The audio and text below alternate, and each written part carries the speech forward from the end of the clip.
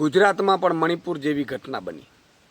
ગુજરાતના દાહોદના સંજેલીમાં એક મહિલાને અર્ધનગ્ન હાલતમાં એનું સરઘસ કાઢવામાં આવ્યું. કઈ હદે ગુજરાતની કાનૂન વ્યવસ્થા થઈ ગઈ છે.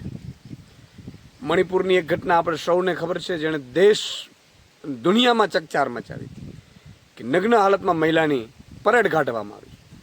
એ જ રીતે ગુજરાતમાં પણ નગ્ન હાલતમાં મહિલાની પરેડ કાઢવામાં આવી. મુખ્યમંત્રી શ્રી, ગૃહમંત્રી શ્રી, આપણે શું કરી રહ્યા છીએ?